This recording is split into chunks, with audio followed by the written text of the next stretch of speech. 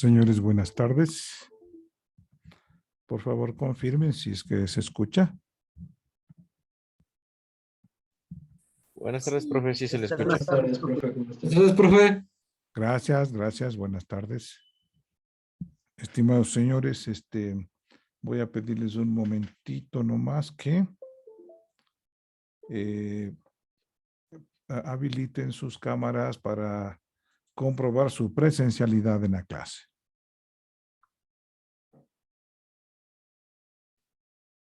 Por favor, mientras más pronto habiliten su cámara, más rápido empezamos la clase.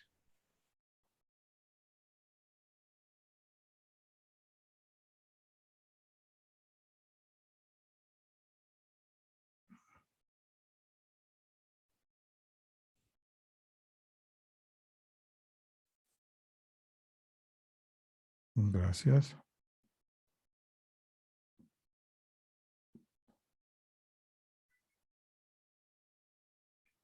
Estoy esperando por el señor Chirán, por Dylan Jaramillo, por la señorita Toapanta.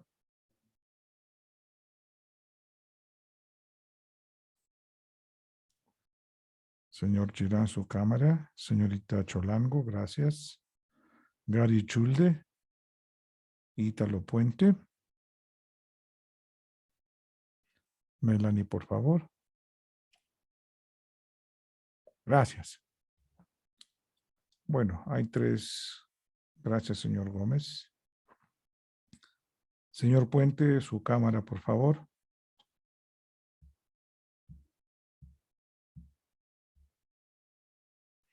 No están, solo conectan, se enganchan a la clase y se van. Eso no está bien. Ya. Ok. Perfecto, bueno. Señor Chirán, necesito su...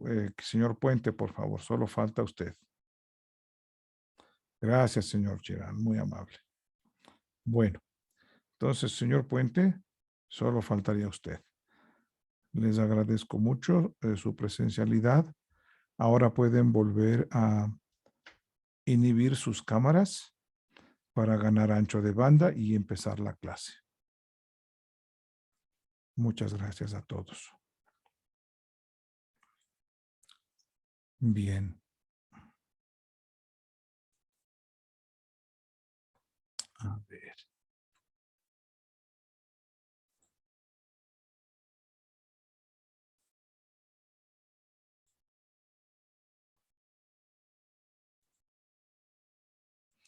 Este es del GR5, ¿verdad?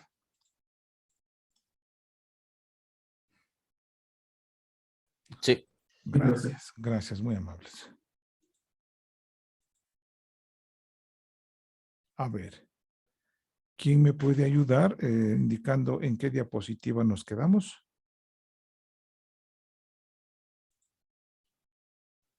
En la de magnitudes magnéticas. Aquí. Sí, esa misma. Bien, muchas gracias. Les pediría de favor, si fueran tan amables, que más o menos faltando 5 minutos para las 4 de la tarde, me avisen para dar por terminada la clase, porque hay que esperar para que se grabe todas las 2 horas de clase. Ahorita estamos, sí, grabando la clase. Bien, entonces habíamos empezado nosotros a hablar de las magnitudes magnéticas. La principal, con la que empieza, es el flujo magnético. Para poder definir, pues, los campos electromagnéticos utilizamos las siguientes magnitudes magnéticas, dentro de la cual la principal o la de inicio es el flujo magnético. Este flujo magnético lo vamos a representar con la letra phi del alfabeto griego mayúscula. Si hacemos una comparación con los circuitos eléctricos, phi, que es el flujo magnético, se podría comparar como que fuera la corriente eléctrica I en un circuito eléctrico. ¿Sí? Entonces, el campo magnético se representa que nosotros pues se representan a través de el flujo magnético es el campo magnético pues que se representa a través de las líneas de fuerza magnética. La cantidad de esas líneas de fuerza magnética que se producen se denomina flujo magnético. El flujo magnético, como ya les indiqué anteriormente, pues se representa con la letra griega phi. Sus unidades son el Weber para el Sistema Internacional de Medidas, que se representa como W mayúscula y la B de burro, se podría decir, o de bus minúscula. Entonces, el Weber es la unidad de medida del flujo magnético. En un sistema, el CGS, que se llama, que utiliza unidades más pequeñas, su unidad de medida es el max value, que se lo representa con la M mayúscula y la X. Ahora bien, entre estas dos unidades de medida, entre el Weber y el max value, perdón, existe una relación.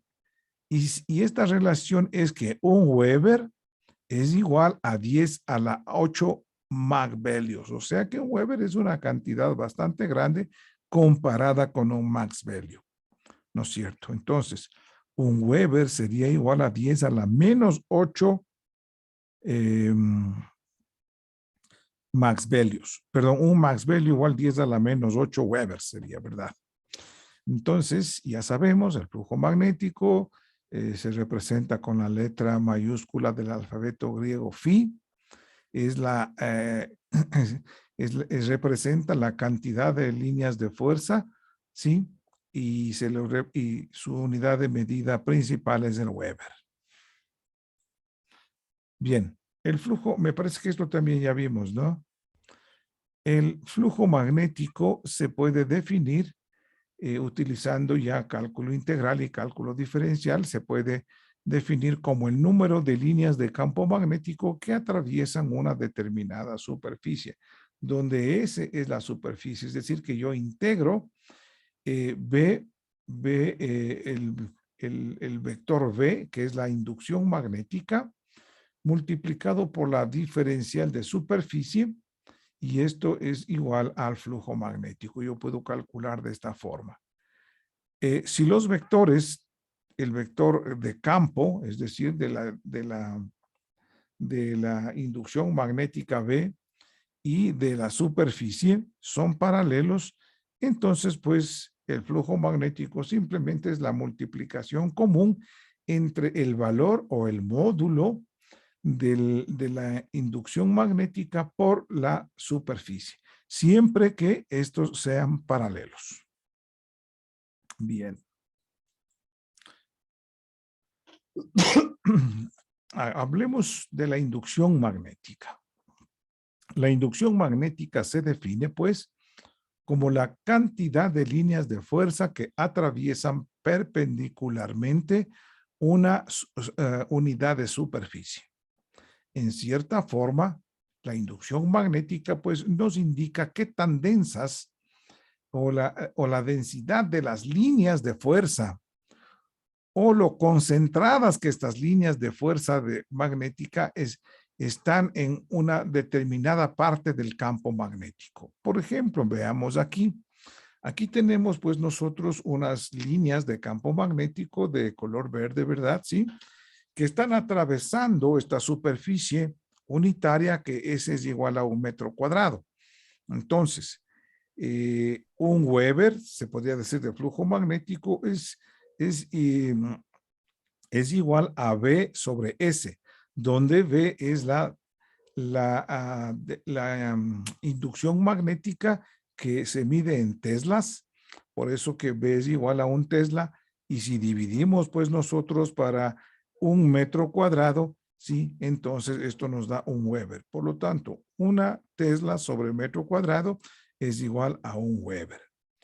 En la siguiente gráfica vemos que aquí tenemos más líneas de campo magnético que asimismo atraviesan perpendicularmente la misma superficie unitaria de 1 metro cuadrado. Entonces aquí vemos que la concentración de las líneas de fuerza que atraviesan perpendicularmente esta superficie es como que fuera el doble de la que tengo al otro lado. Entonces sería, por lo tanto, 2 teslas, ¿verdad? Dividido para 1 metro cuadrado. Eso me da que el flujo magnético es de 2 Webers. Bien. Entonces, como pueden ver, esta figura de aquí es una comparación entre un campo magnético con una inducción magnética de 1 tesla y otro más denso que el primero, que su campo magnético o inducción magnética tiene el valor de 2 teslas. Bien, la inducción magnética vamos a representar con la letra V mayúscula. Las unidades de medida, como ya dijimos, pues es 1 tesla en el sistema internacional, que se representa con la letra T mayúscula. En el sistema CGS, en cambio, la unidad de medida es el Gauss, que se representa con la letra G mayúscula y la S minúscula. Asimismo, existe una relación entre estas 2 unidades de medida, entre los teslas y los Gauss. Entonces, se dice que una tesla es igual a 10 a la 4 Gausses. Una tesla igual a 10 a la 4 Gausses. Se dice pues que existe entonces aquí, luego de analizar las gráficas, una inducción de 1 tesla cuando el flujo magnético de 1 Weber atraviesa de manera perpendicular una superficie unitaria de 1 metro cuadrado. Es decir, que 1 tesla, ¿no?, es igual a 1 Weber por metro cuadrado. Esta fórmula de aquí, digamos de B, que es la densidad o la inducción magnética, es igual entonces al flujo magnético dividido para la superficie. ¿Sí? Entonces, cuando, digamos, estas líneas de campo magnético del flujo magnético atraviesan de manera perpendicular esta superficie. Por lo tanto, 1 tesla es lo mismo que 1 Weber sobre metro cuadrado. Esta fórmula de aquí, por favor, ya deben empezar a hacer un cuadrito de que sería con un formulario, ¿sí? A ver, porque hay algunos estudiantes que están ingresando ya un poquito tarde.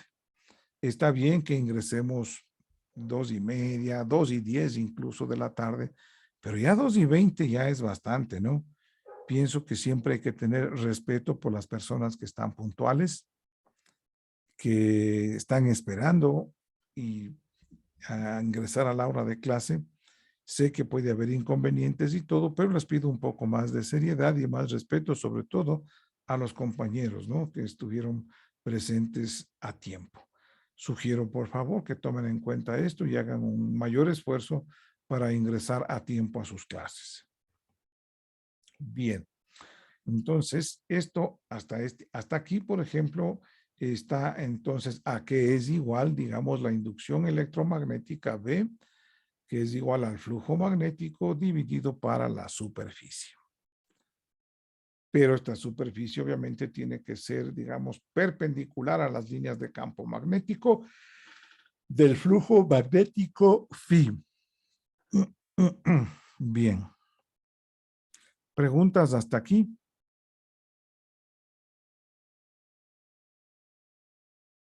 No hay preguntas, qué bueno. Bien, ahora hablemos de la fuerza magnetomotriz. La fuerza magnetomotriz vamos a representarle con una F mayúscula, pero esta tiene una caligrafía especial. Miren que es de esa letra manuscrita un poco antigua, muy elegante, ¿verdad? Es la F, y entonces esta F de aquí es una F especial. A esta que se diferencia de la F común, ¿verdad? Entonces, esta F nos va a servir para representar esta magnitud que se llama la fuerza magnetomotriz. Ok. Se define que la fuerza magnetomotriz es la capacidad que tiene una bobina de generar líneas de fuerza del campo magnético en un circuito magnético. ¿Qué capacidad tiene para generar estas líneas? La fuerza magnetomotriz aumenta con la intensidad de corriente que fluye por la bobina y además con el número de espiras que tiene la bobina. De tal manera que decimos entonces que la fuerza magnetomotriz va a ser igual a N, donde N es el número de espiras de la bobina, y multiplicado por I es en cambio es la corriente eléctrica en amperios que está circulando a través de esa bobina. Bien, entonces esta es otra fórmula importante que deben tomar en cuenta y es la fuerza magnetomotriz, que es igual a la corriente que multiplica por el número de espiras de la bobina. Aquí explicamos F especial, esta F, decimos que es la fuerza magnetomotriz, y como esta I está en amperios y N está en vueltas, entonces la fuerza magnetomotriz, sus unidades de medida es amperio por vuelta. Amperio por vuelta. Donde N, pues ya sabemos que es el número de espiras o de vueltas de la bobina. Y ya sabemos que es la intensidad de corriente que circula por la bobina y su unidad de medición es el amperio. ¿Sí? Vamos a hacer una pequeña consulta. A ver, señor Steven Spin. Señor Spin. Sí, profe, presente. Bien. ¿Podría usted decirme qué es un amperio? Es la intensidad de corriente que pasa por unidad de área. No. Eso es el flujo magnético. Sí. No, déjeme recordar que tengo una pequeña confusión. Sí recibió Mm, circuitos eléctricos, ¿no? Recibí electricidad y magnetismo. Ah, ya, muy bien. Sí. Entonces sí debes saber lo que es un amperio. Sí tenía. La cantidad de... No es la cantidad de partículas de electrones que pasa por unidad de área, sino... Por Sí, unidad ese de creo. tiempo, que circula Por por unidad de unidad de tiempo. tiempo, es por segundo. ¿Sí? Sí. Ok. Ya recordé. Gracias. Ok, muchas gracias también. A ver, la señorita Cedeño, ayúdenos por favor, indicándonos pues qué entiende por voltaje o por diferencia de potencial.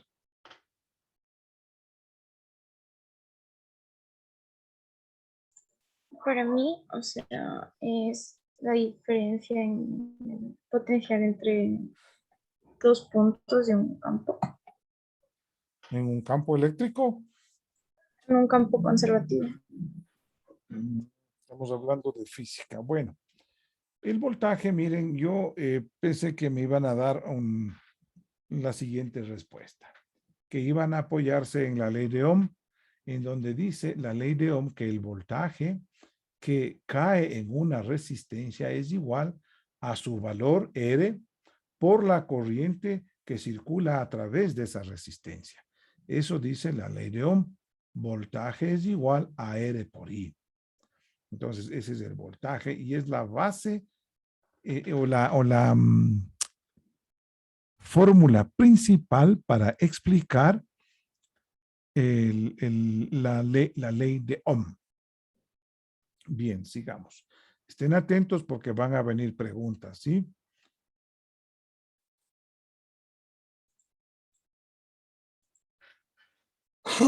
Bien, sigamos adelante. Entonces ya sabemos que la fuerza magnetomotriz, que es la capacidad que posee una bobina para generar líneas de fuerza de campo magnético en un circuito magnético y es igual al número de espiras por la corriente eléctrica que circula a través de esa bobina.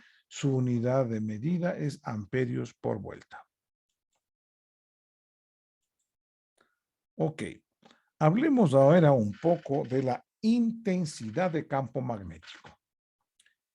Quitemos esto aquí.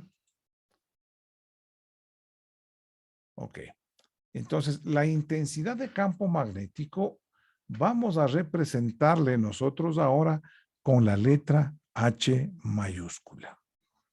Bien, la intensidad de campo magnético indica lo intenso que es un campo magnético.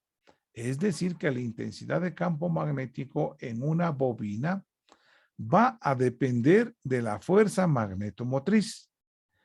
Entonces, cuanto más larga sea una bobina, más dispersión de las líneas de fuerza de campo magnético va a existir, lo que da como resultado una intensidad de campo magnético de un valor más bajo o más débil.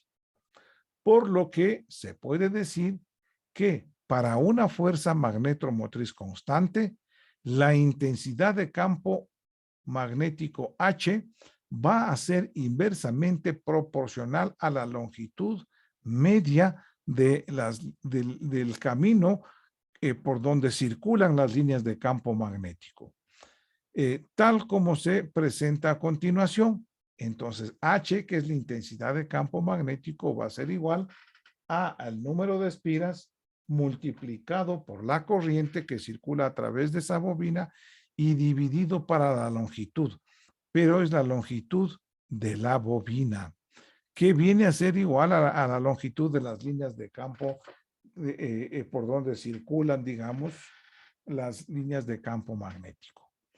Aquí entonces, como ustedes ven, H, sabemos que N por I es amperios por vuelta, L es una unidad de longitud, que es la unidad media, digamos la longitud media de la bobina, y entonces sería sobre metro, amperios por vuelta sobre metro. Eso, en esas unidades podemos medir la H, que es la intensidad de campo magnético.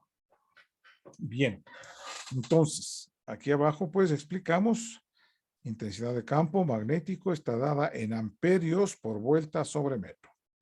N, volvemos a saber, ya sabemos que es el número de vueltas o de espiras de la bobina, y va a ser la corriente o la intensidad de corriente que está dado en amperios, y L es la longitud de la bobina que está dada en metros. Bien.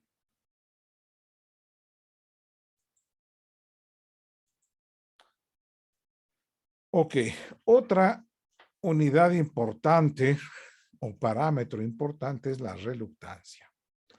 La reluctancia magnética le vamos a representar con esta R mayúscula, este tipo de R que es una caligrafía muy exquisita, ¿verdad? Una R especial. Esa es la reluctancia, pero veamos qué es la reluctancia, ¿no? Definamos qué significa. En un circuito eléctrico nosotros tenemos que R, ¿no es cierto? La resistencia es la resistencia que pone un material a la circulación de la corriente eléctrica. En cambio, aquí la reluctancia es la resistencia que pone o con la que se opone a que se establezcan líneas de flujo magnético a través de un material. Cada material tiene su propio valor de reluctancia. Entonces, es como que fuera la resistencia en circuitos eléctricos, ¿no es cierto? Ok. Entonces, la reluctancia de un material nos indica si éste deja establecer las líneas de fuerza en mayor o en menor grado a través de ese material, ¿no es cierto? Entonces, la reluctancia, como les estaba explicando, tiene un concepto similar al de resistencia en un circuito eléctrico. Entonces, la reluctancia en un circuito magnético tiene un concepto similar al de resistencia en un circuito eléctrico. Asimismo, pues de tal forma se puede establecer una ley parecida a la ley de Ohm, ¿no es cierto?, en circuitos magnéticos, perdón, a la ley de Ohm en circuitos eléctricos, en circuitos magnéticos. Bien, aquí el flujo que se establece en un circuito magnético es proporcional a la fuerza magnetomotriz e inversamente proporcional a la reluctancia del medio o del material o en el cual se establecen las líneas de fuerza del campo magnético. Como aquí, entonces nosotros decimos que el flujo magnético es igual a la fuerza magnetomotriz dividido para su reluctancia. Cada material ferromagnético tiene su propio valor de reluctancia.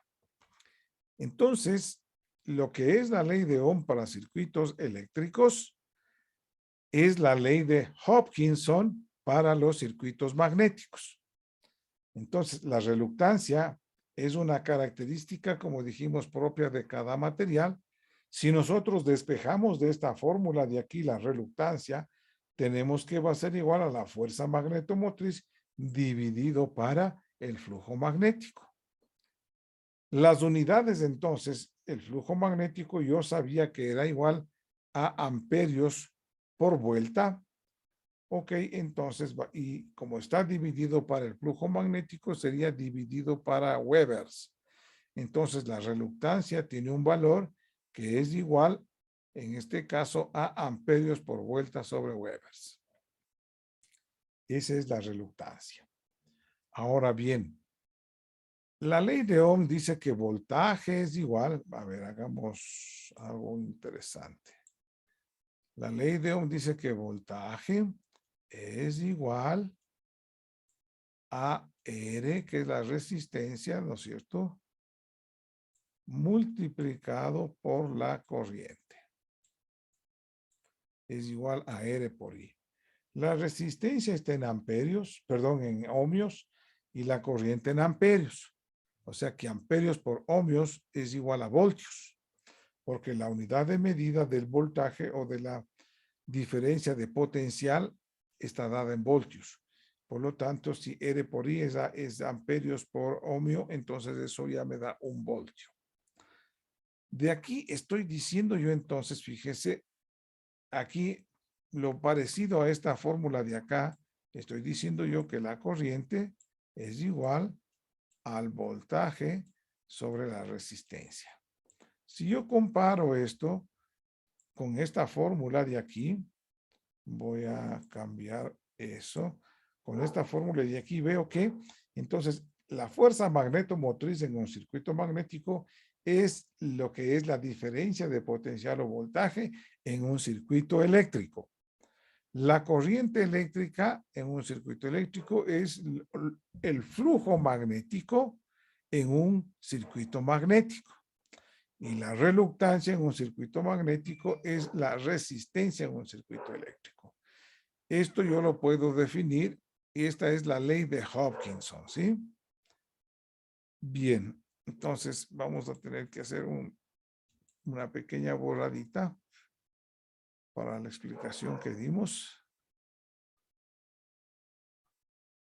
Ok. Entonces, lo que es, por ejemplo, aquí la corriente que yo dije que era igual a V sobre R, me da en amperios, el flujo magnético me da en Webers. Y por lo tanto es la fuerza magnetomotriz que es similar, digamos, al voltaje en el circuito eléctrico sobre la reluctancia y esto me da en Webers.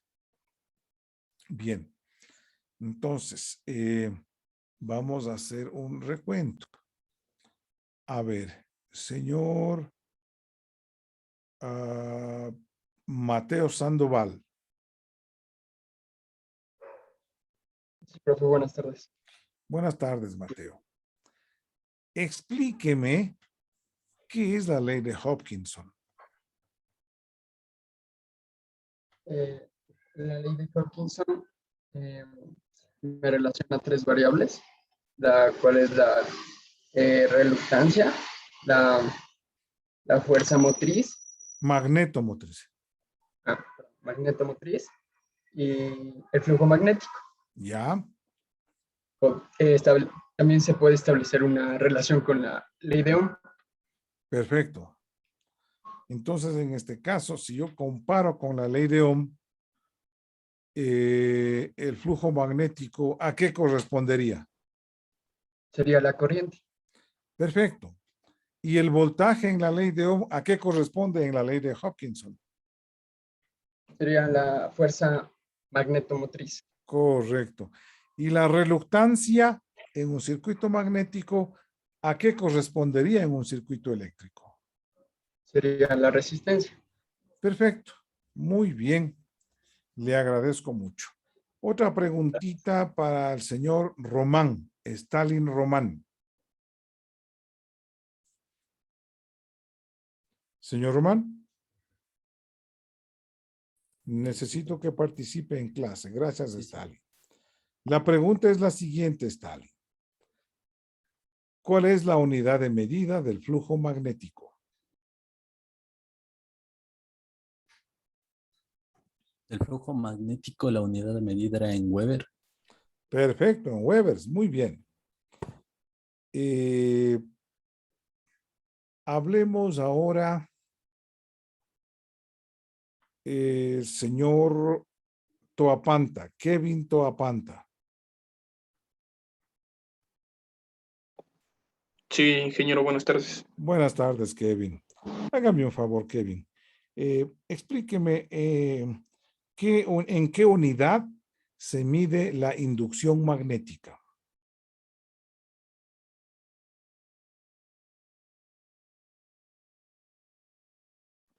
La inducción magnética, profe, ¿Sí? no era amperio por vuelta sobre metro. A ver, la inducción magnética es B. ¿Cuál era la unidad de medida de eso?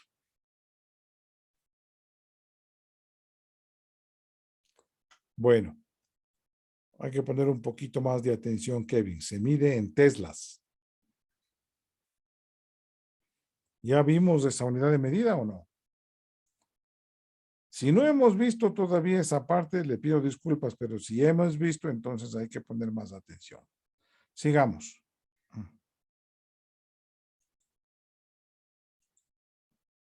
Ok. Aquí estábamos. No estábamos aquí. Estábamos aquí. Estábamos hablando de la reluctancia, ¿no es cierto? Entonces, aquí estábamos hablando. Vamos a seguir entonces. Veamos esto. Vamos a cambiar por esto de aquí. Y hemos visto la intensidad de campo magnético, que es amperios por vuelta sobre metro, la fuerza magnetomotriz y la inducción magnética, que ya hemos visto, se mide en teslas. Y una tesla es igual a un Weber sobre metro cuadrado. Entonces hay que estar atentos, por favor, ¿sí?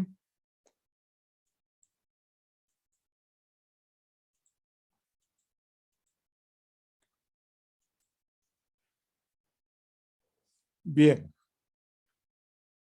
Sigamos adelante. Aquí está un resumen de lo que hemos visto en la diapositiva anterior.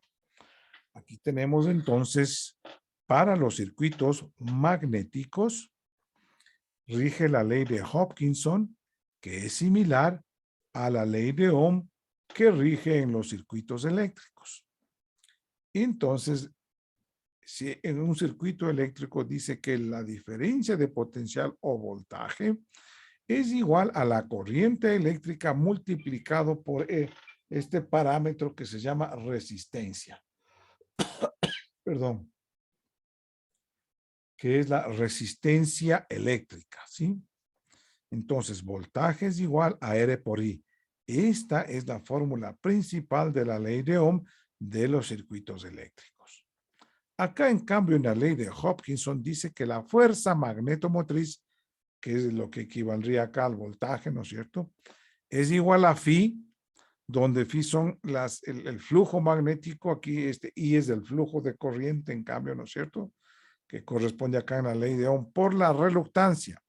Y aquí es la resistencia. Entonces, sin embargo, aquí esta parecería resistencia mismo, pero es la reluctancia, es esa R especial, ¿no? De esa caligrafía especial que les había yo hecho notar. Entonces, aquí tenemos diferencia de potencial, acá fuerza magnetomotriz, corriente eléctrica, flujo magnético, resistencia y la reluctancia. Estamos entonces viendo que existe un paralelismo entre los circuitos eléctricos y los circuitos magnéticos. Es algo similar, hay un símil, algo se parece, hay un paralelismo, como se dice aquí. ¿Alguna pregunta con relación a esta diapositiva?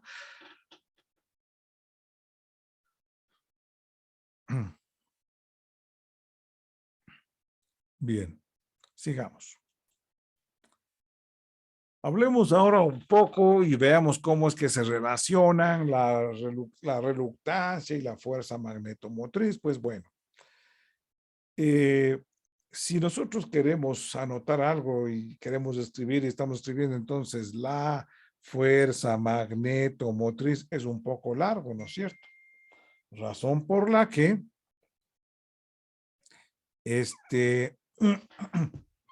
perdón, razón por la que en vez de estar escribiendo reluctancia o fuerza magnetomotriz, perdón, nosotros simplemente ponemos FMM y ya sabemos que es fuerza magnetomotriz. Y la fuerza magnetomotriz representa la suma de corrientes que crean en el campo magnético. Bien, esta es la fuerza magnetomotriz N por I, ¿no es cierto? Ahora bien, H, habíamos dicho nosotros que es la intensidad de la intensidad de campo magnético, que es igual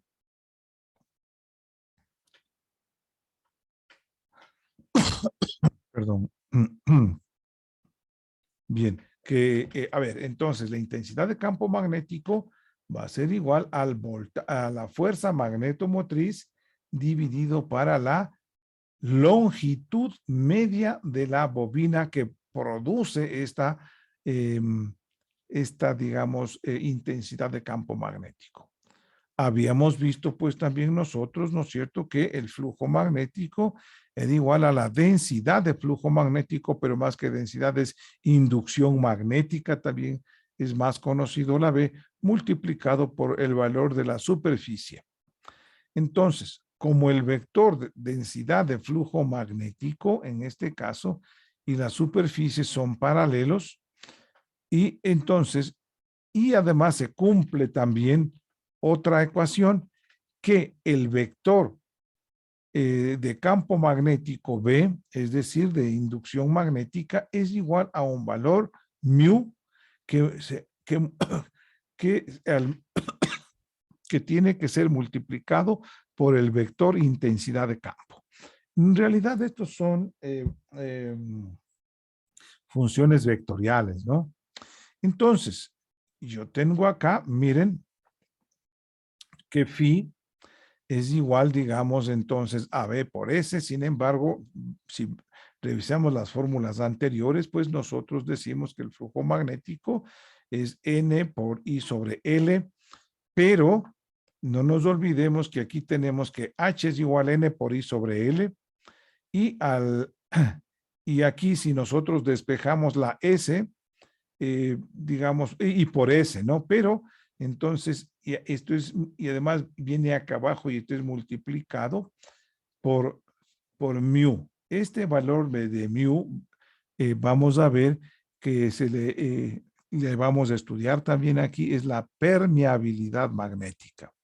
Entonces nosotros vemos que esta formulita de aquí, L sobre mu por S, fíjense que L es una longitud. S es una longitud también, pero no es una superficie, y mu es un valor, o digamos, conocido como permeabilidad magnética. Este valor de la permeabilidad magnética y como está mu es absoluta, ¿no es cierto? Es diferente para cada material. Entonces nosotros podemos decir que la reluctancia en un circuito magnético va a ser igual a su longitud dividido para la permeabilidad absoluta multiplicado por su superficie. Esta también de aquí, de estas fórmulas de aquí, si revisamos las fórmulas anteriores podemos reemplazar aquí, ¿sí? Entonces decimos que la reluctancia es igual a L sobre mu por S. Sigamos adelante. Bien. Por favor, estas fórmulas de aquí vayan haciendo un formulario como les dije, ¿sí? Veamos ahora la saturación magnética. Todo material no puede permitir que se establezcan infinitas líneas de flujo magnético a través de su superficie. Siempre va a llegar a un punto en que no va a poder permitir que ya se va, como se dice vulgarmente, ya se va a saturar. Para trazar la curva de la magnetización y sobre todo para demostrar el área de saturación magnética de un material, necesitamos nosotros hacer un ensayo o una prueba con esta estructura o con construyendo este circuito magnético. Entonces, yo necesito hacer una prueba o ensayo para la obtención de la curva de magnetización que es propia para cada material, para lo cual necesito este circuito magnético, esta estructura, y empezar a hacer entonces pruebas que se llaman de laboratorio. Entonces, ustedes pueden ver aquí, pues nosotros tenemos aquí un núcleo magnético. Este núcleo magnético es de un material ferromagnético, es decir, que tiene buenas propiedades magnéticas, que permiten que se establezca aquí con mayor facilidad las líneas de flujo del campo magnético. Se le conoce como núcleo. Este núcleo, como ven, tiene una sección transversal S, ¿sí? Ahora bien, yo tengo una bobina en el lado izquierdo de este núcleo y otra bobina en el lado derecho, ¿sí? Como pueden ver, dice que esta bobina tiene N vueltas o N espiras. Entonces, en el lado derecho, en la columna derecha, desde el punto de vista de mi referencia, porque yo estoy viendo de frente, ¿no es cierto? Y no sería ya, bueno, aquí no sería derecha, si le veo de frente, sería a mi izquierda. Entonces, a esta normalmente cuando veamos, ya estudiemos transformadores, se le va a conocer como el primario del transformador y la que está en el otro lado como el secundario del transformador. Sin embargo, ahora hablemos de columna derecha e izquierda y columna derecha. ¿Ok? Como pueden ver, la longitud que tienen que recorrer las líneas de flujo de campo magnético es esta de aquí. ¿Por qué? Porque tienden siempre a utilizar a pasar por el material que le permite, que le da facilidades para que circulen esas líneas, ¿sí? Sí, para que se establezcan las líneas de flujo magnético. Entonces, esta tiene una longitud L que le hemos trazado con línea punteada aquí, que es la longitud media del núcleo. Esta tiene N espiras. A este bobinado del lado izquierdo, de la columna izquierda de este núcleo, le vamos a alimentar con una fuente de voltaje de corriente continua, variable, que yo puedo variar su valor. En serie vamos a colocar un elemento de medición, un instrumento de medición que es un amperímetro y nos va a servir para medir los amperios. De tal manera que si yo tengo N por I, ya voy a tener la fuerza magnetomotriz aquí, que es lo mismo que el voltaje, que si yo tuviera un voltaje en la ley de circuitos eléctricos. Entonces, bien, aquí dice que la corriente eléctrica está circulando en este sentido. Si yo hago el análisis, hasta lo que hemos estudiado ahorita, esta es una fuente de voltaje de corriente continua variable que yo puedo ir variando el voltaje, subiendo a valores mayores o disminuyendo a valores menores de un punto determinado. Ahora bien, dice que este es más y este es menos. ¿Será que la corriente entonces circula por acá? Así. En principio, si yo digo que bueno, que sí, entonces cuando yo haga los cálculos o la medida, lo que sea, me va a salir negativo este valor de corriente. ¿Qué significa eso? Que el sentido de circulación es al revés. Eso es todo. Y en definitiva, porque en una fuente de voltaje no puede ir de un voltaje mayor a un voltaje menor.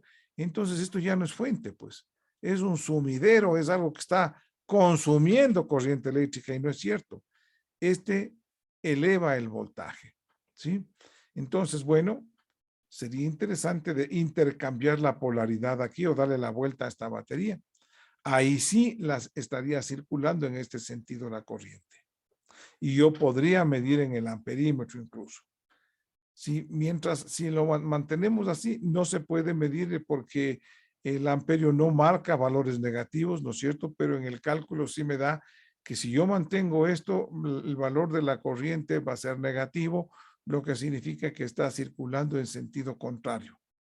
Porque estamos asumiendo en esta prueba aquí para allá la curva de magnetización. Bien, entonces aquí se crea una intensidad de campo magnético que es igual a N, que el número de espiras de la bobina, por la corriente que le está circulando, y luego estoy dividiendo para la distancia media de este núcleo magnético. Bien, entonces, al otro lado, pues tenemos en cambio en los terminales de la bobina del lado derecho, tenemos un instrumento de medición para medir el flujo magnético, ¿sí? Que es el flujómetro, me parece que se llama. Entonces, y como ven aquí, pues el núcleo de aquí tiene una sección transversal. Entonces, la sección transversal, aquí yo voy a poder entonces obtener, si conozco la sección transversal y mido el flujo magnético aquí, entonces ya puedo tener la inducción magnética. Pero es creado por esta intensidad de campo. Entonces, puedo calcular que el flujo medido aquí dividido para el área transversal y ya me va a dar la inducción magnética que es en Weber sobre metro cuadrado. Entonces, ahora, ¿cómo es que voy obteniendo aquí la curva de saturación o de magnetización? Voy dando o subiendo valores poco a poco, ¿no es cierto? Hasta, digamos que, y voy tabulando esos valores. Y luego las grafico. Y ahí veo cuál es la curva lineal, la sección lineal, la parte de inflexión de la curva y en donde se comporta ya como, digamos, hay una zona donde se comporta, digamos, ya como un material que está completamente saturado. Bien, entonces, cuando yo tengo un material con características ferromagnéticas que nunca le he sometido bajo la acción de un campo magnético, este material se comporta de una manera correcta, no hay ningún problema. Ahora bien, si este material o sustancia, yo la coloco bajo la acción de un campo magnético creciente, es decir, que voy aumentando, al aumentar el valor de voltaje aquí, entonces aumenta la circulación de corriente aquí y entonces pues como esta longitud es constante voy aumentando, ¿sí? O va creciendo el valor del campo magnético, perdón, de la intensidad de campo magnético. Sí. Ok. La inducción magnética entonces que aparece también aquí en esta sustancia o en este material también va a aumentar en una relación determinada. Por lo general, la relación que utilizamos es inducción magnética en función de la intensidad de campo magnético. Entonces es la relación B-H. Es decir, inducción magnética, intensidad de campo magnética. Ahora, por lo general, esta relación, cuando ya veamos en los siguientes gráficas, esta no es constante. Esta partecita de aquí no es constante. Por lo que es de gran utilidad mejor conocer la curva de magnetización que presenta el valor de la inducción. ¿Ok? Entonces, pues, aquí tenemos que en la siguiente diapositiva ya vamos a ver cómo se grafica esta curva. Entonces, aquí es de gran utilidad conocer esta curva de magnetización, porque como les dije, va a representar el valor de inducción magnética, que es B, en función de la intensidad de campo magnético, y esta curva que vamos a sacar es propia para cada material. No es la misma para todos los materiales. Bien, siguiente. Esta entonces es la curva de magnetización. Uy, y llegamos incluso a una zona, en esta zona de aquí se le conoce como la zona de saturación magnética. Veamos aquí, analicemos un poquito. Miren que aquí, miren que el material supuestamente no ha sido puesto bajo la acción de un campo magnético o de un flujo magnético. En el punto A empezamos y lo que estamos es dando valores y aumentando el valor de H aquí en este ensayo para obtener la curva de magnetización en esta estructura de aquí. Entonces yo voy aumentando la intensidad de campo magnético que de pasito está dado en amperios por vuelta sobre metro y donde H se conoce como la intensidad de campo magnético. Entonces yo aquí aumento, por ejemplo, voy desde 0, en lo que es el punto A, desde el punto de inicio, ¿no es cierto? Vengo a 0, y voy, más bien dicho, voy desde 0 a 100 a 200. Y aquí a 100, por ejemplo, yo veo que, entonces si yo aplico 100 amperios por vuelta sobre metro, voy a obtener al otro lado una inducción magnética de 0.6 teslas. Sigo avanzando y ahora le llego a aplicar el doble, es decir, 200 amperios por vuelta de campo magnético. Y veo que crece también aquí y crece, como ustedes pueden ver linealmente, la curva magnética, ¿sí? Y veo que a 200 ya tengo yo, por ejemplo, 1.2 teslas.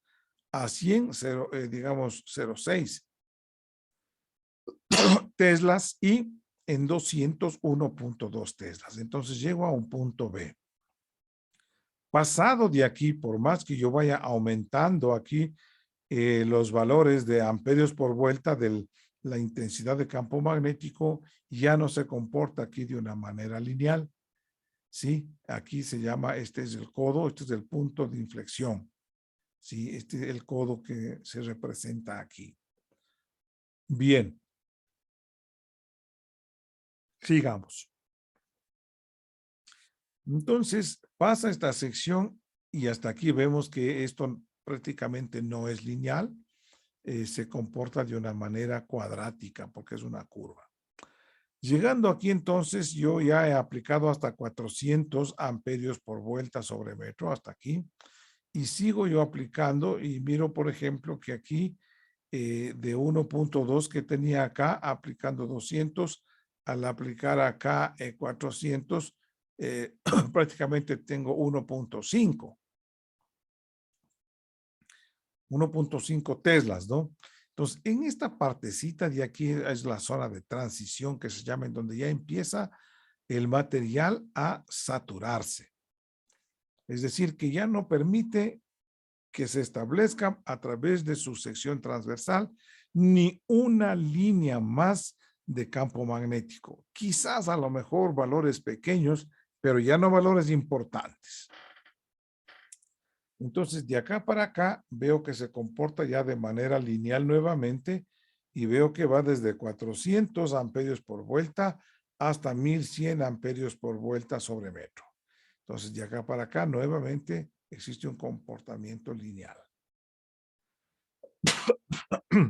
Ok, ¿qué más? Para comparar esta curva de saturación magnética, y miren que es inducción magnética en función de la corriente de campo magnética o de la intensidad magnética, entonces lo hemos hecho algo para el aire. Y el aire no pasa nada, este siempre es lineal. Y para grandes incrementos de H, hay poquitos incrementos aquí en B. Por ejemplo, a 600 yo tengo 0,2. Perdón, con 600 amperios por vuelta sobre metro.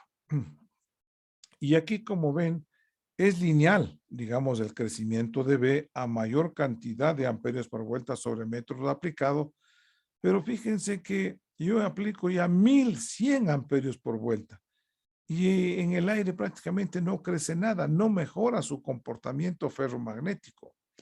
Entonces aquí tenemos más o menos 0.55 por aquí, ¿sí? Y esto es para el aire. Fíjense que en 1100 amperios por vuelta ha crecido 0.23, digamos ya, 0.3 teslas. Entonces, realmente, entonces este comportamiento del aire es muy malo.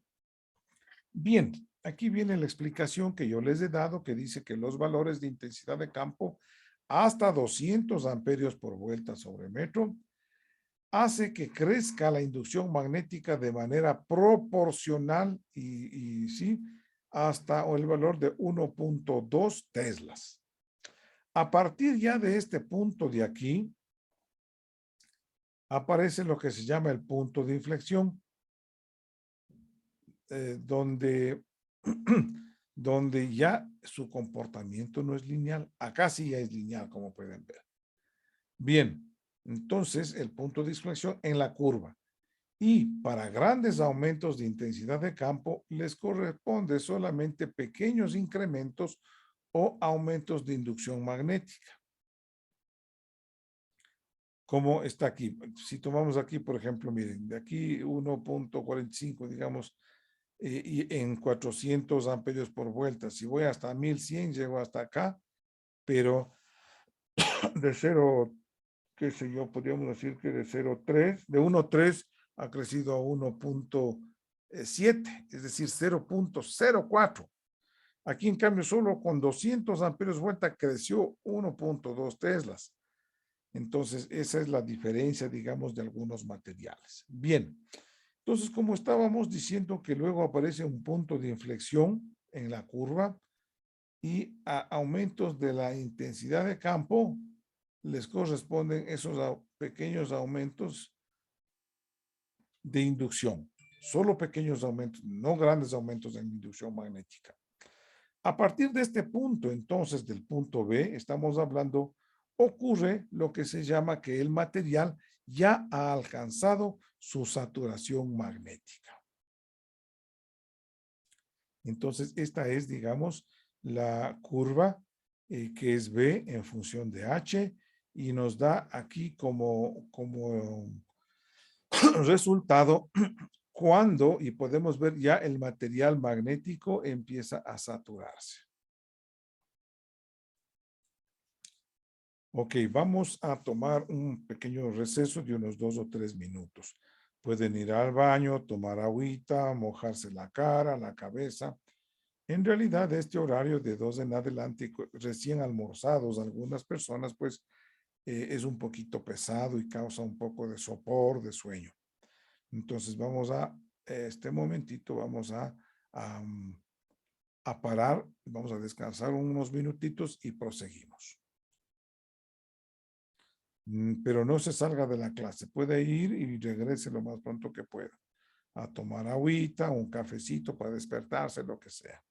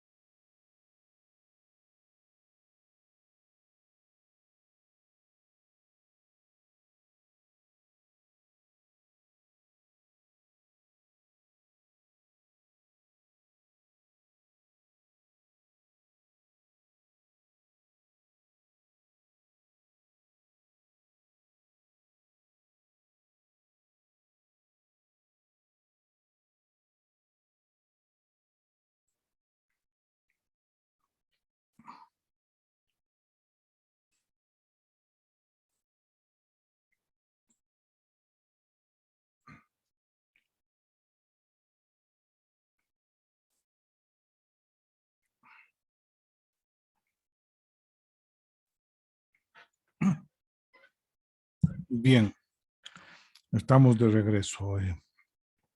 ¿Sí se escucha? Sí, Inge. Sí, Inge. Muchas gracias, muy amables. Bien, en la diapositiva anterior vimos la curva de saturación para el hierro. Cada material tiene una curva de magnetización y en donde se muestran las respectivas zonas, la zona lineal. Aquí tenemos el punto de la curva de inflexión y aquí nuevamente vuelve a aparecer a comportarse de una forma lineal. Pero como ustedes ven, en este punto llegamos cuando nosotros aplicamos 400 amperios por vuelta de intensidad de campo. Y por más que de aquí vamos, por ejemplo, supongamos que vamos a 1000 o 1100 amperios por vuelta. Fíjense que crece muy poquito, ¿no? Crecen de 1.40 y, ¿qué será? Digamos 1.42 hasta 1.62, podríamos decir. Entonces son más o menos valores muy pequeñitos para grandes valores de intensidad de campo, valores muy pequeñitos de inducción magnética, es decir, en teslas, ¿no? Entonces, esta zona de aquí se conoce como zona de saturación magnética, de la zona de saturación. Acá, esta gráfica que mostramos acá, digamos, es básicamente para repasar un poquito la curva que vimos anteriormente. Si ustedes ven aquí, aquí tenemos el eje B, que es la inducción magnética, y aquí H es la intensidad de campo magnético. Aquí tenemos igualito, si ven, viene, aquí se comporta de forma lineal, ¿no es cierto? Yo voy aumentando la intensidad de campo magnético para incrementos pequeños de intensidad. Tengo grandes aumentos en la parte de la inducción magnética hasta que llego aquí. Esta zona de aquí que está entre el eje B y, digamos, la línea, una línea paralela que cruza por aquí, en donde empieza el codo de inflexión, es la zona lineal que se llama de la curva de magnetización. Esta parte de aquí se le conoce como el codo. Aquí no hay un comportamiento lineal. Aquí más bien el comportamiento es, digamos,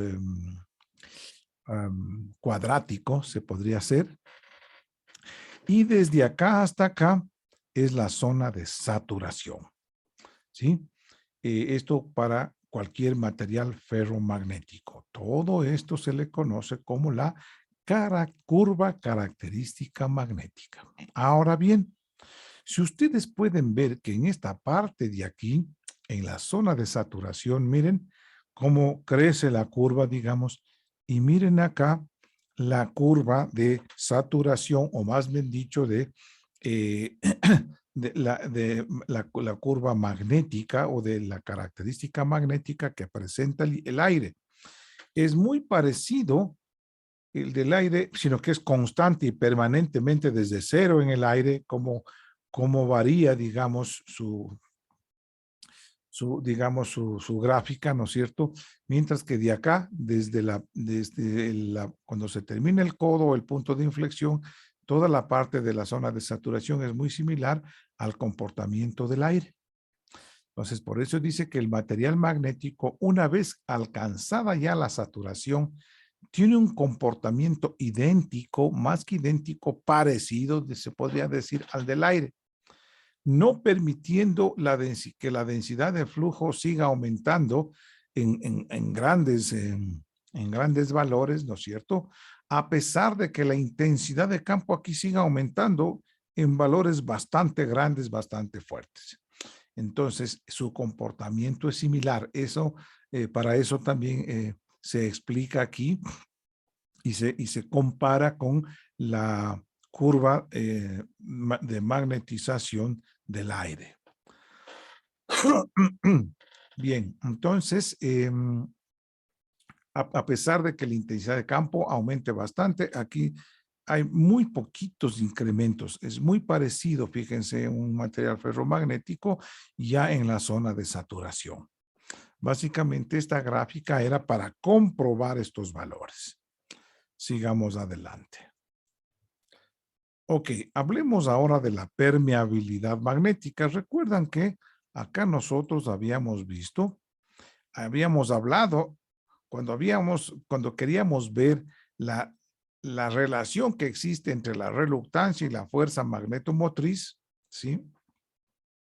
Esta es la fuerza magnetomotriz, ¿no es cierto? Habíamos hablado de un factor mu, y a ese factor mu yo les había indicado que era la permeabilidad absoluta, ¿no es cierto?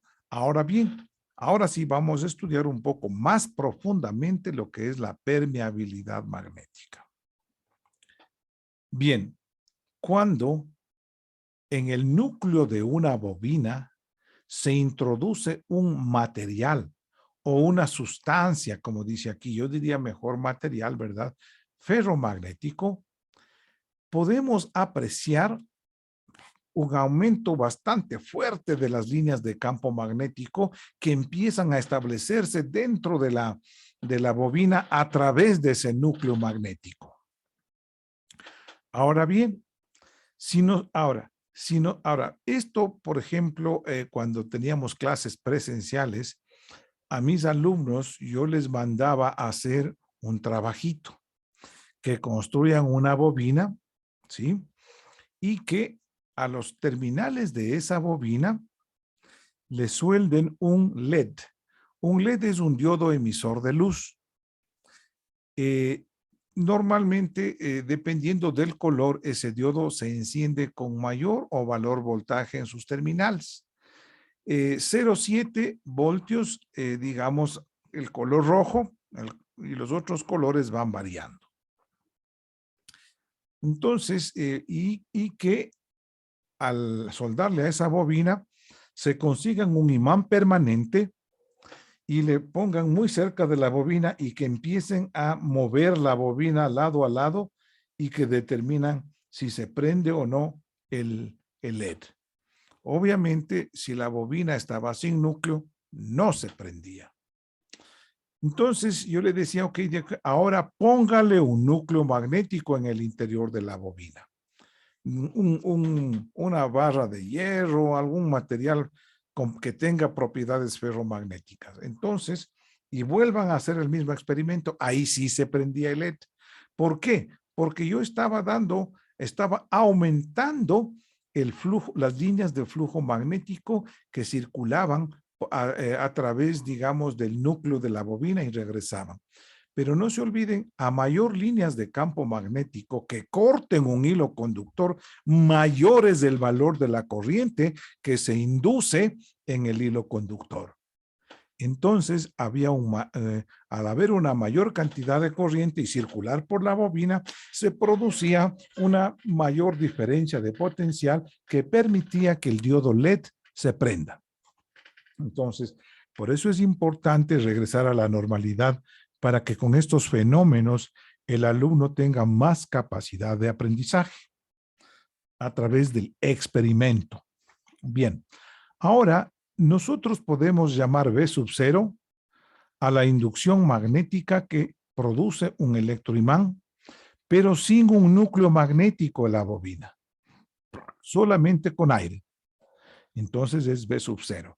Es la inducción magnética con núcleo de aire o vacío, si es que quieren decir.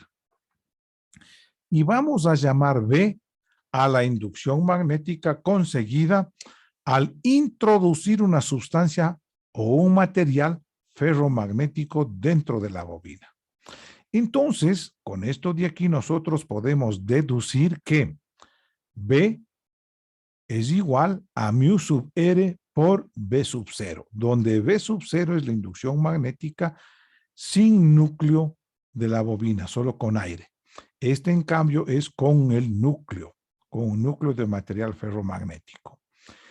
Entonces, aquí vemos que la inducción magnética con núcleo de aire o vacío al multiplicar por un valor que es mu sub r, ¿no es cierto? Nos da un valor mayor que es la inducción magnética B.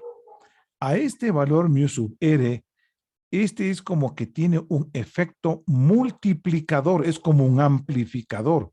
Si este vale 200 por decirle y este vale 1, un Tesla por decir y 200 por 1 me da 200 Teslas. Y este viene a ser la inducción magnética con, colocando un núcleo magnético en la bobina. Bien, entonces mu sub r se conoce en este caso como la permeabilidad, pero como es R, entonces es una permeabilidad relativa. ¿Relativa a qué? Relativa al vacío o al aire, ¿sí? Con respecto al aire. Entonces yo tengo aquí que la permeabilidad relativa mu sub R es con respecto al aire o al vacío. Esto se refiere, o este valor, ¿no es cierto?, es como una amplificación. Se refiere al poder que posee esta sustancia ferromagnética, este valor, para multiplicar o aumentar las líneas de campo que se puedan establecer dentro de la bobina o del núcleo magnético. Esto es un efecto, me da un efecto multiplicador. Este es entonces la permeabilidad relativa de un material, relativa al aire. Esta permeabilidad relativa es propia de cada material. Sigamos. Bien, en la práctica es más común utilizar el concepto no de permeabilidad relativa, ¿sí?, ni de permeabilidad, digamos, del aire, sino más bien la permeabilidad absoluta, que lo representamos solamente con la letra mu. Ok, entonces, esta letra mu lo que hace es relacionarlos la intensidad de campo que produce la bobina, siendo esta intensidad de campo la H, ¿no es cierto?, que ya hemos visto que así se representa, con el nivel de inducción magnética. El nivel de inducción magnética es el nivel de B, alcanzado al introducir una sustancia ferromagnética como núcleo de su bobina. Ahora bien, hay que acotar pues que cada sustancia o material magnético tiene su propio coeficiente de permeabilidad. No son los mismos para diferentes materiales. Cada uno es diferente. Cuanto mayor sea este coeficiente de permeabilidad, mejor van a ser las propiedades magnéticas de estos materiales. Bien, entonces aquí vamos a partir de esta fórmula. Por favor, esta fórmula es importante, tienen que tomar en cuenta ustedes. Es mu va a ser igual, este mu es el mu absoluto, ¿verdad? Va a ser igual a B, donde B sabemos que es la inducción magnética y esta inducción magnética es igual a phi, que es el flujo magnético, sobre S, donde S es la superficie que es atravesada por estas líneas del flujo magnético phi de manera perpendicular, y esto se mide en teslas. Weber sobre metro cuadrado es teslas. Dividido para H, donde H en cambio es, digamos, la intensidad de campo magnético. Ahora bien, entonces este me da el valor de mu y este mu se le conoce como la permeabilidad absoluta. Las unidades de medida de la permeabilidad absoluta para el sistema nacional, para el sistema internacional de medida está dada en henrios sobre metro, es decir, H sobre metro, pero no nos confundamos esta H de aquí que es intensidad de campo. Esta H es para determinar los henrios, ¿no? Henrios sobre metro. Entonces, la permeabilidad magnética, digamos, absoluta, está dado en henrios sobre metro. Bien, ahora, la permeabilidad de los materiales, vamos a demostrar esto que no permanece constante y va a depender de los niveles de inducción magnética a la cual se someta el material. Para esto, para pasar a ver lo que estamos diciendo, que esta permeabilidad absoluta de los materiales no es constante, antes vamos a ver la permeabilidad del aire. Obviamente la permeabilidad del aire o del vacío en el sistema internacional es un valor constante. Este sí es constante. Y vamos a determinarle como mu sub 0. Mu sub 0 entonces va a ser la permeabilidad del aire o del vacío. Y esto va a ser igual a 4pi por 10 a la menos 7 henrios sobre metro. Eso es la permeabilidad del aire o del vacío. Y esta constante ustedes tienen que saberse de memoria. ¿Ok? Con esta expresión de la permeabilidad del vacío o del aire, vamos a relacionar con la permeabilidad relativa. Entonces, la permeabilidad relativa de un material es igual a la permeabilidad absoluta dividido para la permeabilidad del aire o del vacío. Como la permeabilidad absoluta está dado en henrios sobre metro y la permeabilidad del aire también es una constante en henrios sobre metro se eliminan tanto arriba como abajo y resulta que la permeabilidad relativa de un material no tiene unidades de medición. ¿Sí? Es sin unidades de medición. Ok. Vamos a ver entonces ahora estas fórmulas, por favor, ustedes tienen que saber o hacer un formulario, ¿sí? Por lo tanto, entonces, ahorita vemos que la permeabilidad relativa de un material es, digamos, adimensional. Bien. Veamos esta tablita, digamos, ¿no es cierto? Nosotros habíamos estado viendo, digamos, acá, esta curva de magnetización. Hemos visto la zona lineal, esta zona o punto de inflexión, y aquí ya la zona de saturación. Ahora, nosotros hemos dicho anteriormente, pues, que el mu habíamos dicho que era igual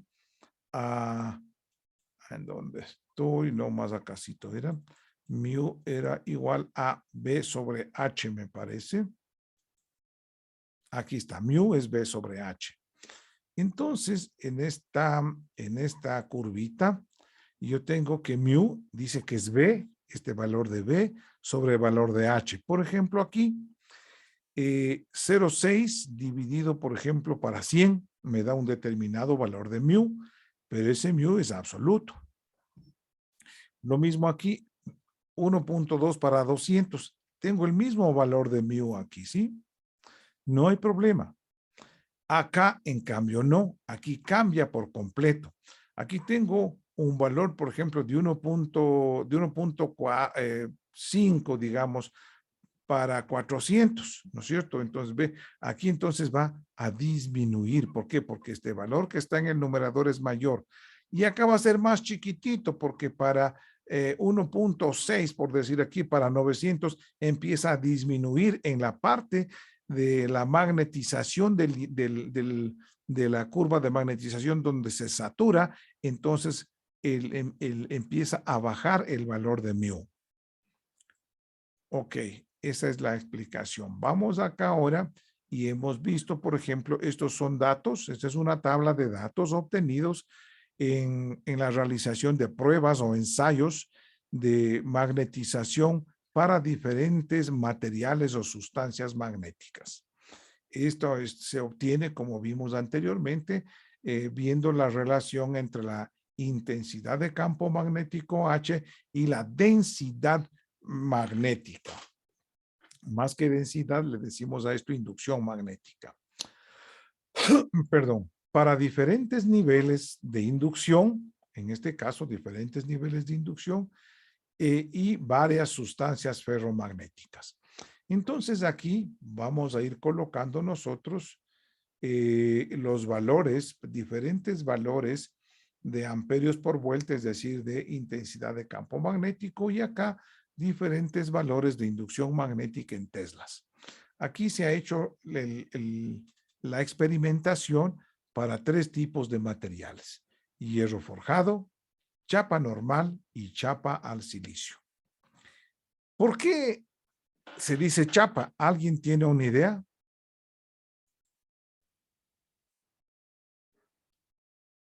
Contesten, por favor.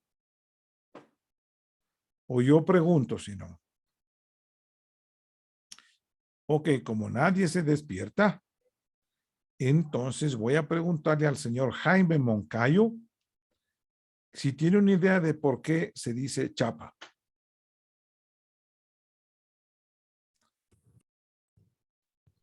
Sí, presente, profe. Tal vez sería por la fuerza. No, estamos hablando de materiales, Jaime.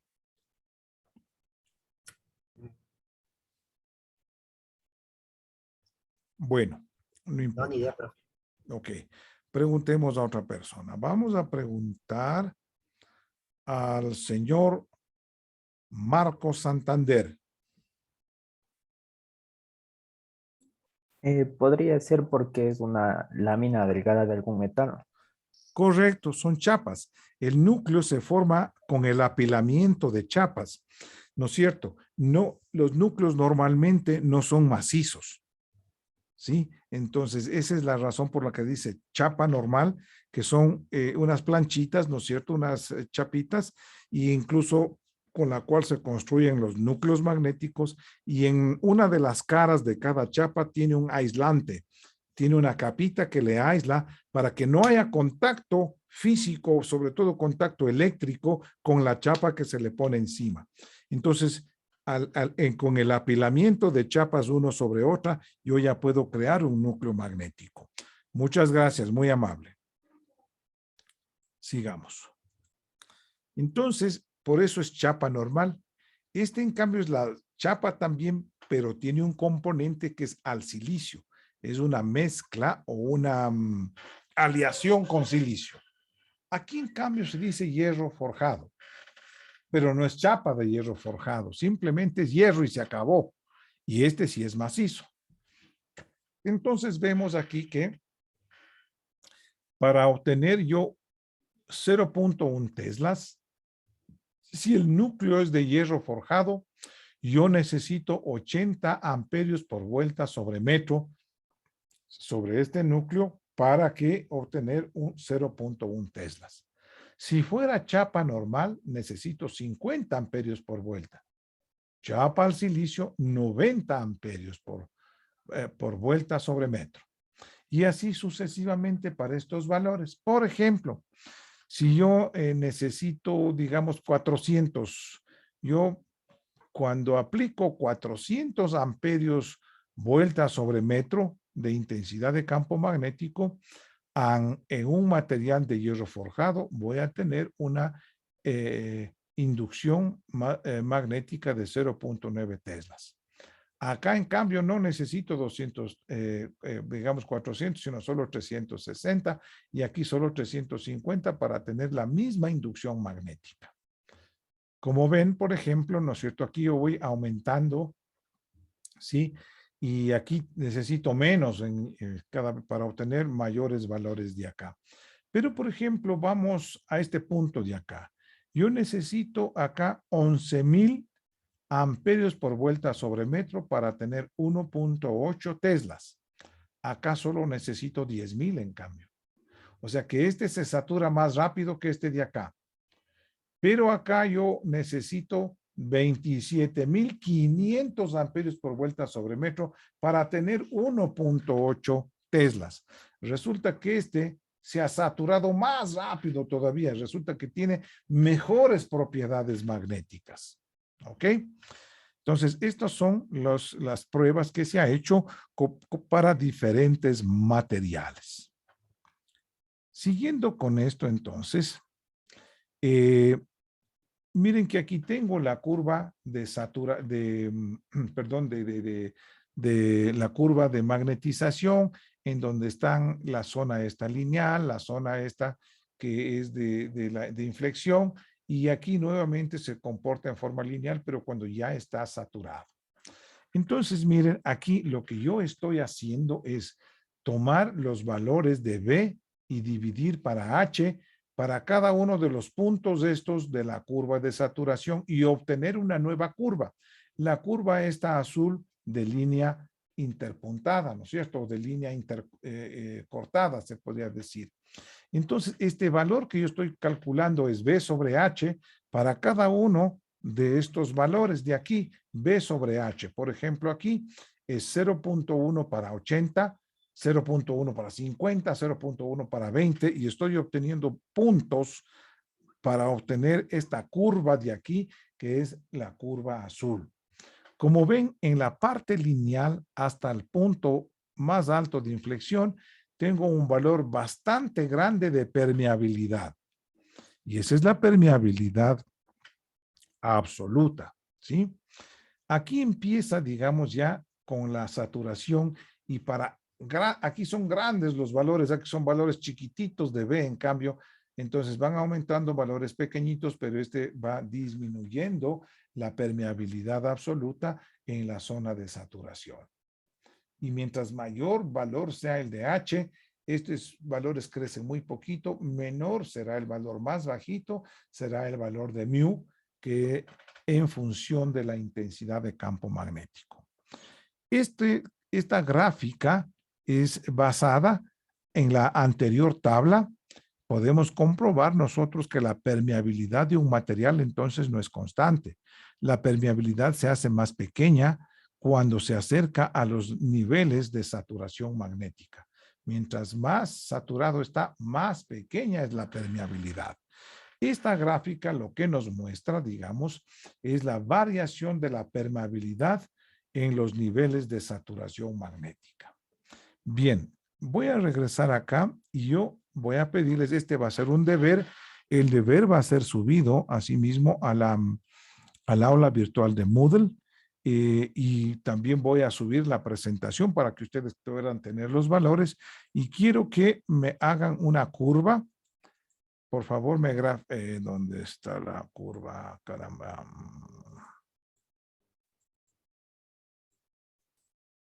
Aquí. Quiero que grafiquen esta curva de aquí, la relación, digamos, entre B y H, es decir, la curva de magnetización, en donde se puedan ver las tres zonas correspondientes a la lineal, a la de inflexión, ¿no es cierto? Y a la de saturación.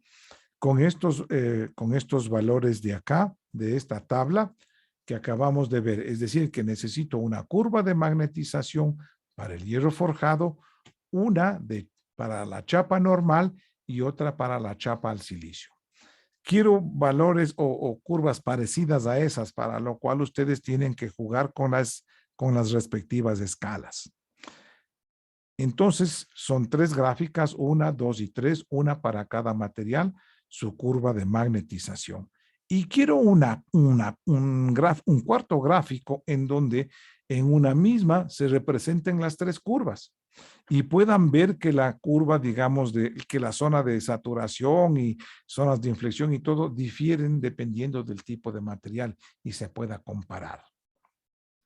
Luego, con estos mismos valores, quiero que hagan tres gráficas también para cada material de mu. Pueden hacer en Excel. Entonces, con mu, yo tengo aquí que es mu en función de H para cada material. Quiero que hagan la variación de la permeabilidad, grafiquen en los niveles de saturación magnética, ¿sí? ¿Sí? Y obviamente ya la misma, quisiera que me hagan solo para mu, solo mu nada más, porque para cada material, mu y su curva de saturación magnética para ver cómo va variando. Pero con la misma escala quisiera que me grafiquen el mu, los tres mus para cada material en la misma gráfica, sin la gráfica esta roja, solo las gráficas azules. Entonces, ese es un deber. Como ustedes ven, son 8 gráficas que me tienen que presentar. Ese es el primer deber. y ya les voy yo a subir esto, estén pendientes, ¿sí? Máximo el sábado ya está al día el aula de Moodle, ¿sí? En donde incluso puedan accesar a los videos de las clases, etcétera, etcétera, ¿ok? También van a ver la presentación y van para que puedan repasar un poco. Vamos a seguir adelante, pues acá tenemos entonces y vamos a estudiar lo que se llama la histéresis magnética, ¿sí? Bien, esta gráfica se conoce como el ciclo de histéresis y asimismo es propia para cada material. A veces, digamos, el ancho de esta curva, dependiendo del material, algunos son más anchas, algunos son más flaquitas, etcétera, etcétera. Eso va a depender de cada material. Bien, entonces, la palabra histéresis viene del griego y significa remanencia. Es decir, algo como, un remanente es algo que sobra, ¿no es cierto? O que permanece. Entonces, la palabra histéresis significa remanencia y esto sucede después de someter a una sustancia ferromagnética a la acción de un campo magnético. Cuando este campo magnético desaparece, entonces nosotros nos damos cuenta que si ese material tiene las suficientes buenas características, si se podría decir, ferromagnéticas, como que queda imantado, se dice vulgarmente, pero no, tiene un magnetismo remanente. Eso es lo que se dice. Entonces, cuando ya desaparece el campo magnético, la sustancia manifiesta todavía un determinado nivel de inducción magnética. Este determinado nivel pequeñito simplemente recibe el nombre de magnetismo remanente. Bien, esta curva que ustedes pueden ver acá es la curva de magnetización de una sustancia o de un material, yo diría mejor para hablar más apropiadamente, ferromagnético, cuando este material ferromagnético es sometida a diferentes intensidades de campo magnético, pero campos magnéticos alternos. Si bien es cierto, nosotros conocemos si es permanente el campo magnético, es porque es producido por una corriente continua. Entonces permanece continuo el nivel del campo magnético. Sin embargo, cuando yo le alimento a una bobina con corriente alterna, entonces asimismo se produce en la bobina un campo magnético alterno. Sí, más o menos les voy a dibujar cómo es que sucede esto. Hablemos, por ejemplo, miren, ¿qué está pasando aquí? Así, ¿no? Ay, perdón, esto está pésimo, pésimo, pésimo. Ya. Entonces, vamos nuevamente a tener la plumita que se dice. Entonces, esta pluma, esta es así. Yo tengo así y yo tengo así. Entonces, cuando se trata de corriente continua, por decir, pues tengo un valor de voltaje continuo. Aquí es el valor de B. Aquí es del tiempo, función del tiempo, ¿no es cierto? Y aquí tengo un valor constante, por decir que esto puede ser 5 voltios, ¿ya? Entonces, esto es un valor constante, esto es corriente alterna. Entonces, esto produce una corriente, digamos, continua también. Una corriente alterna, que es la corriente que a nosotros nos da, nos brinda o nos vende,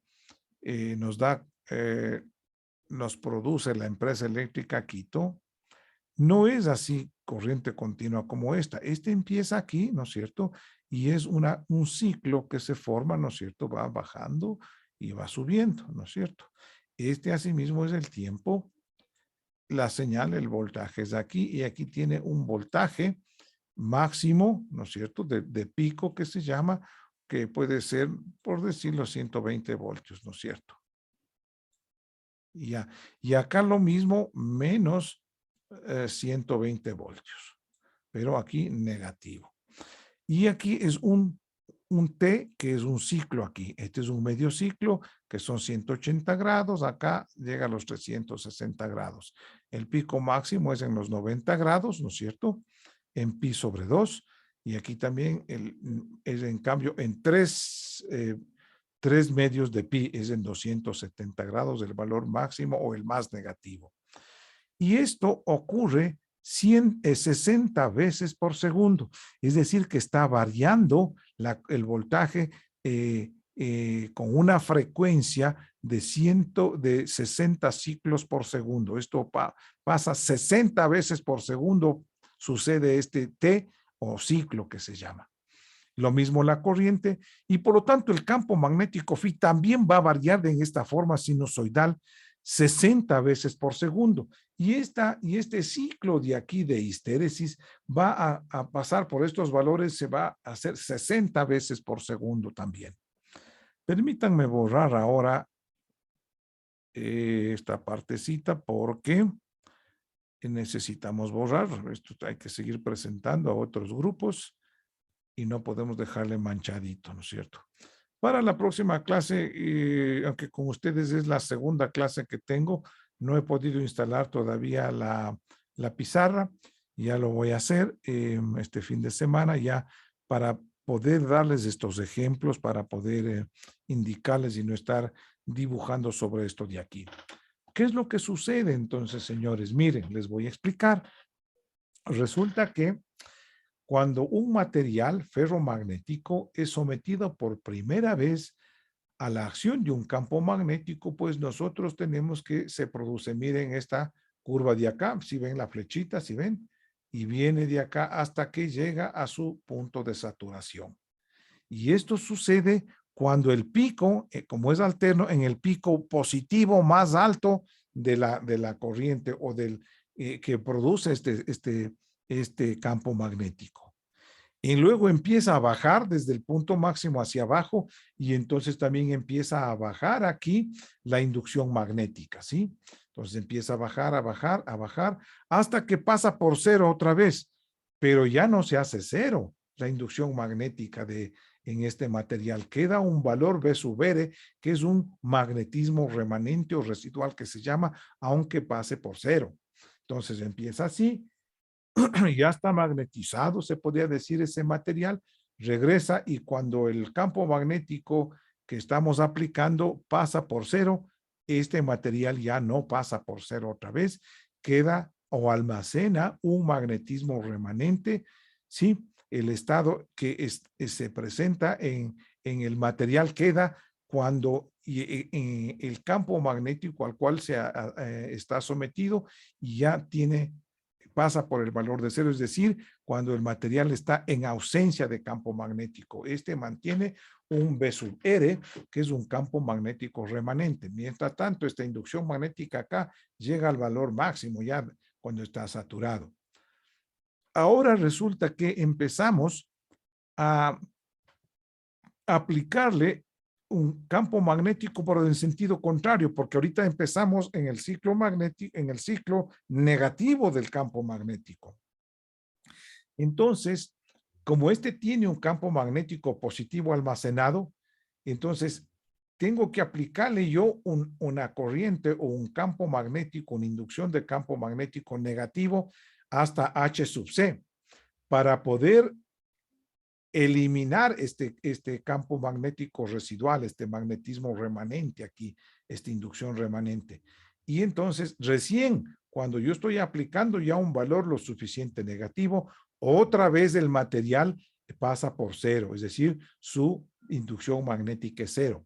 Pero para que se haga cero, yo he tenido que aplicar un campo magnético en sentido contrario, una inducción, una intensidad de campo magnético H sub C, al cual se le conoce como campo magnético coercitivo, que es el que sirve para anular el campo magnético remanente, ¿sí? O la inducción magnética remanente en el material. Ok, ahora sigo aplicando valores negativos de H hasta menos H sub M. Aquí es más HM, ¿no es cierto?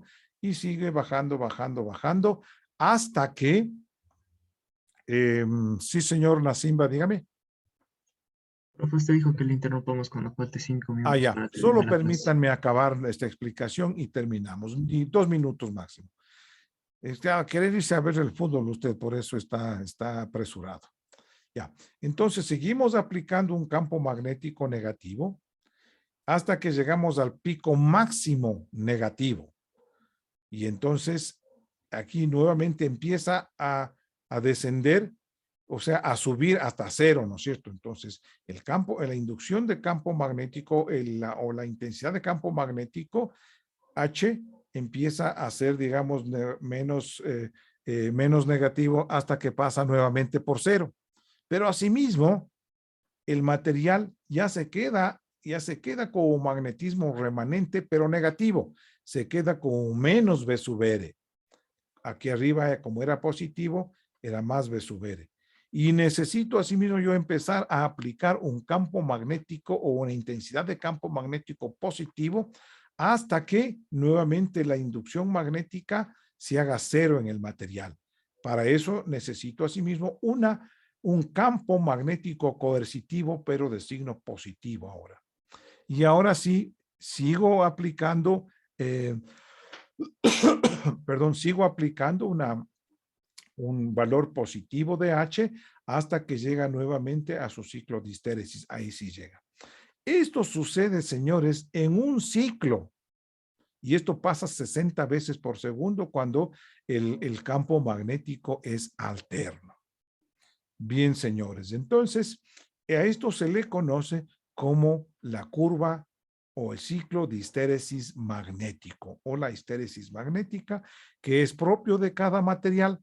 Unos materiales que tengan mejores características ferromagnéticas necesitarán un HC mayor porque quedarán almacenados con un VR mayor o con un VR más chiquito aquí. Entonces se necesita un campo magnético coercitivo más chiquitito, ¿no es cierto? De signo cambiado. Eso es, vamos a quedar hasta aquí. ¿Alguna pregunta hasta aquí, señores? ¿No hay preguntas? No, profe. Ya, entonces vayan a ver el fútbol, ¿ya?